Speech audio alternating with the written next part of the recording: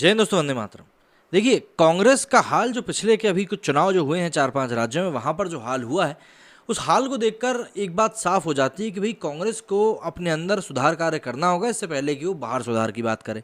ऐसे में इस साल के आखिरी में गुजरात में विधानसभा चुनाव होने हैं। उन चुनाव के मद्देनज़र कांग्रेस की अपनी तैयारियां भी शुरू हो गई हैं और कांग्रेस के एक वरिष्ठ नेता हार्दिक पटेल, जो कि इसके पहले एक सिडी कांड में फंस चुके थे, वो मतलब वहाँ पर कांग्रेस के लिए काफ़ी बड़ी एक चेहरा माने जाते हैं युवाओं के बीच में कि भाई वो एक इक्का माना जा सकता है, ऐसा है।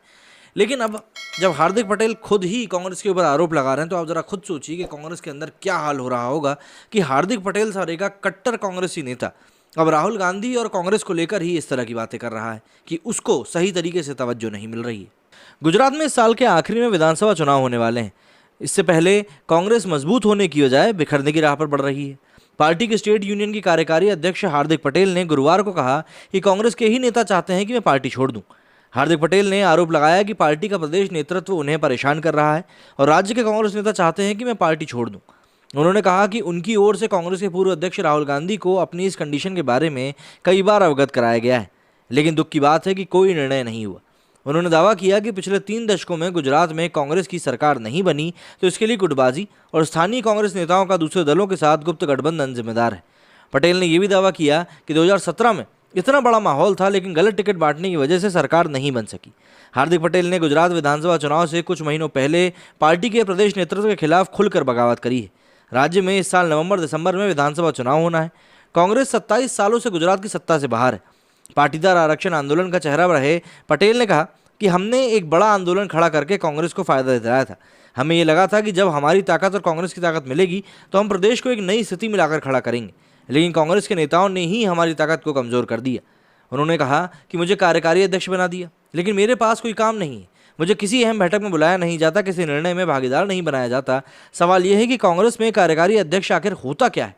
कुछ तो जिम्मेदारी दी जानी चाहिए, लेकिन 3 साल हो गए हैं, कोई काम नहीं दिया गया। पटेल ने कहा कि मेरी ये नाराज़गी कहीं जाने के लिए नहीं है, मैं ये कहना चाहता हूँ कि कुछ अच्छा तो करो। पार्टी में बहुत ख़राब कंडीशन है। जो मजबूती से लड़ने वाले लोग हैं उन्हें मौका तो दो। जो कुछ नहीं करना चाहते हैं उन्हीं लोगों पर सब कुछ टिका हुआ है।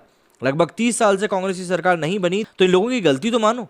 पाटीदार समुदाय के चर्चित चेहरे नरेश पटेल के कांग्रेस में शामिल होने की संभावना को लेकर हार्दिक पटेल ने कहा कि कांग्रेस को स्पष्ट करना चाहिए कि उनसे बातचीत हुई है या नहीं। इतने दिनों से खबरें आ रही हैं, लेकिन कुछ बोला नहीं जा रहा। उन्होंने पार्टी पर निशाना साधते हुए सवाल किया कि 2017 में आपने हार्दिक का उपयोग किया, 2022 में आप नरेश भाई का उपयोग करोगे और 2027 में क्या कोई नया पटेल ढूंढोगे? आपके पास हार्दिक है तो उसे मजबूत क्यों नहीं करते? नरेश भाई को लेना चाहिए, लेकिन उनका कहीं मेरे जैसा हाल तो नहीं होगा? सबसे बड़ा सवाल इस समय यही खड़ा हो रहा है। ये पूछे जाने पर कि क्या वो कांग्रेस छोड़ने पर विचार कर रहे हैं, तो 28 साल का पटेल ने कहा कि मैं किसी दूसरी पार्टी में नहीं जाना चाहता, लेकिन गुजरात कांग्रेस में जो मजबूत नेता होते हैं उनको परेशान किया जाता है ताकि वो पार्टी को छोड़कर चले जाएं। उन्होंने आरोप लगाया कि प्रदेश कांग्रेस के नेता चाहते हैं कि मैं भी पार्टी छोड़ दूँ। पटेल ने कहा कि मुझे इतना परेशान किया जा रहा है कि दिल भर आता है। उन्होंने सवाल किया कि साल 2017 में कांग्रेस के 80 विधायक थे, आज 65 बचे हैं। 1-2 विधायक जाते हैं तो ये मान लेते हैं कि भाजपा ने खरीद लिए होंगे, लेकिन इतने विधायक चले गए तो हम अपनी गलती आखिर क्यों नहीं मानते? उन्होंने कहा कि अल्पेश ठाकुर चला गया तो हमने ये क्यों नहीं कहा कि वो स्वार्थी था। सच्चाई यह है कि उसे परेशान किया गया था, वो इसलिए चला गया। पटेल ने आरोप लगाया कि कांग्रेस का स्थानीय नेतृत्व पूरी तरह से बेकार काम कर रहा है, सबको परेशान किया जा रहा है, गुटबाजी को बढ़ावा दिया जा रहा है। उन्होंने कहा इस सारी कंडीशन के बारे में राहुल जी को कई बार बताया, लेकिन वो भी कोई निर्णय नहीं लेते हैं, इसलिए मुझे ज़्यादा दुख होता है। युवा पाटीदार नेता ने यह भी आरोप लगाया कि मेरे बारे में कांग्रेस के लोग ही अफवाह फैलाते हैं कि मैं पार्टी छोड़ने वाला हूँ। 1 साल पहले अफवाह फैलाई गई थी कि मैं आम आदमी पार्टी में शामिल हो रहा हूँ।